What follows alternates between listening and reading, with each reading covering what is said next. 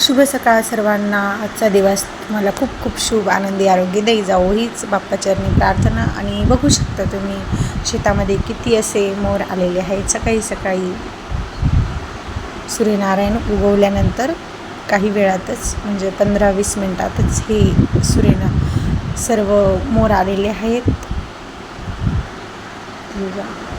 किती सुंदर आणि छान असे सकाळच्या थंड वातावरणामध्ये हे मोर आपल्याला दिसत आहेत. आणि आज आहे ना, मी शेतात करणारे कांदे काढण्याचं काम. तर कांदे उपटतानाचा व्हिडिओ मी घेतलेला नाही, परंतु कांदे खांडतानाचा मी व्हिडिओ घेतलेला आहे. आणि आम्ही सकाळी सकाळी, कारण दिवसभर खूप ऊन असतं, म्हणून सकाळी सकाळीच आम्ही आलो शेतामध्ये. आणि शेतामध्ये येत असतानाच हे मोर दिसले, म्हणून मी तुम्हाला ते सर्व छायाचित्र दाखवलं. आणि सकाळी सकाळी कोवळ्या उन्हातच दिवस उगवल्याबरोबर शेतात आलो. सकाळी लवकर उठून घरातली सर्व कामे आवरून घेतली. आणि आज आम्ही शेतात आल्यानंतर कांदे उपटणे केली आणि आता कांदे खांडून घेत आहोत.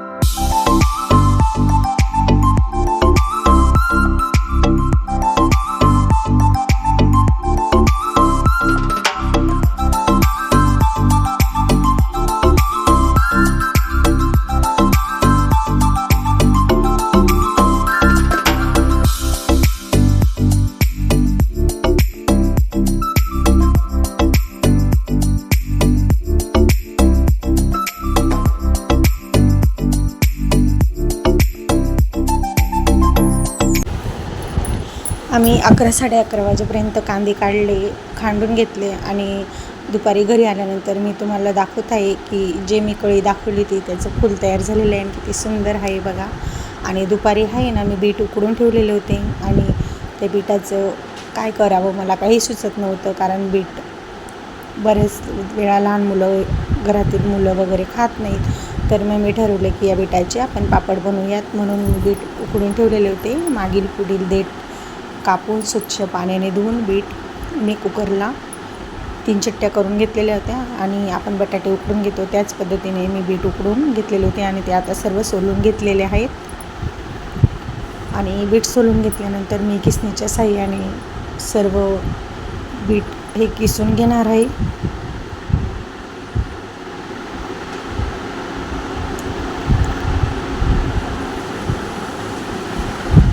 बीटामध्ये लोह आणि कॅल्शियमचे प्रमाण अधिक असते आणि शरीरासाठी खूप चांगले असते बीट. परंतु घरात खाणारे व्यक्ती कधी कधी कंटाळा करतात, म्हणून त्याला पर्याय म्हणून मी बीटाचे पापड तयार करण्याचं ठरवलं. आणि सर्व बीट किसून घेतल्यानंतर त्यात मी एक कप भरून तांदळाचं पीठ घातलं आहे, सोडाकार घातला आहे, मी पाव चमचा तीळ घातली, 1 चमचा जिरे घातलं आहे आणि पापड खारसुद्धा मी घातलेला आहे 1 मोठा चमचा भरून. आणि चवीपुरतं मीठ घातलं आहे आणि लाल मसाला घातलेला आहे. तुम्ही यात हिरव्या मिरचीचा कुठेही घालू शकता. आणि हे सर्व मी आधी एकजीव करून घेतलं आणि बेतानेच थोडंसं पाणी घालून याचा घट्टसर असा गोळा मी मळून घेतलेला आहे. असे छोटे छोटे गोळा मळून घेतल्यानंतर 3 छोटे गोळे केले आणि मध्यभागी गोल असे होल पाडून घेतले. आणि कुकरमध्ये खाली पाणी घालून घेतलं आणि एका पातेल्यात हे 3 गोळे ठेवून मी कुकरला शिट्ट्या करून घेतलेल्या आहेत. 2 शिट्ट्या करून घेतल्या, जेणेकरून आपलं पीठ व्यवस्थित असं शिजेल. आणि शिजल्यानंतर ते गोळे काढून मी प्लास्टिकच्या बॅगमध्ये अशा पद्धतीने हाताने चोळून घेतलेले आहेत. आणि त्यातील छोटे छोटे गोळे करून घरातच एक प्लास्टिक कागदावरती हे सर्व पापड दाबून घेतलेले आहे. तुम्ही त्यानंतर वाळवण्यासाठी उन्हातही घालू शकता. मी नंतर उन्हामध्ये ठेवले होते, परंतु दुपारचं ऊन खूप अधिक असल्यामुळे मी घरातच हे पापड सर्व लाटून घेतले आहेत. अशा पद्धतीने सर्व पापड मी एका प्लास्टिक कागदावरती फॅनच्या हवेतच सर्व पापड दाबून घेतलेले आहेत. मी ताटलीच्या साहाय्याने तुम्हाला पापड दाबून दाखवलेला आहे आणि खलबत्त्याच्या बुडाच्या साहाय्यानेही मी तुम्हाला छोटे छोटे असे पापड दाबून दाखवलेले आहेत. जर प्रेस मशीन नसेल तर माझ्याकडे प्रेस मशीन होतं, परंतु मी ते आवरून दिलेलं होतं आणि थोडेसेच पापड होते म्हणून काढण्याचा कंटाळा म्हणून मी अशा पद्धतीने सर्व पापड करून घेतलेले आहेत. आणि बघू शकता तुम्ही किती छान असे मस्त व्यवस्थित असे पापड मी दाबून घेतले. पटापट असे आपले पापड वाळत होते.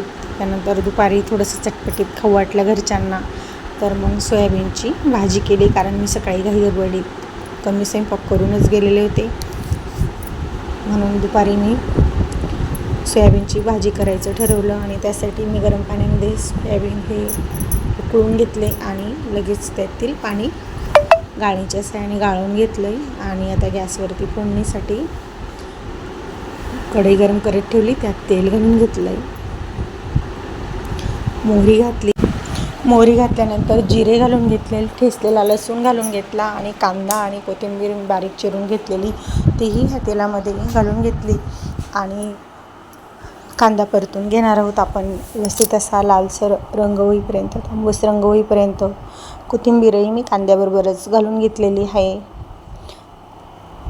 हळद घालून घेतली, मसाले घालून घेतले, लाल मसाला आणि घरगुती काळा मसाला. आणि त्यावरती आपण पाणी निथळून घेतलेले सोयाबीन घालून घेतले आणि मीठ घातलं आहे मी चवीपुरतं मीठ घालून घेतल्यानंतर शेंगदाण्याचा कूट घालून घेतलेला आहे. आणि सर्व मसाले आणि सोयाबीन व्यवस्थित असे परतून घ्यायचे आहेत की जेणेकरून सर्व सोयाबीनला आपले मसाले कोट होतील. आणि तयार झाली आपली सोयाबीनची भाजी. वरतून कोथिंबीर मी पेरून घेतलेली आहे आणि त्याबरोबरच केले आहे मी भाकरी खाण्यासाठी, कारण सोयाबीनबरोबर गरमागरम अशी बाजरीची भाकरी. बघू शकता मी गॅसवरती भाकरी करून घेत आहे सोयाबीनच्या भाजीबरोबर.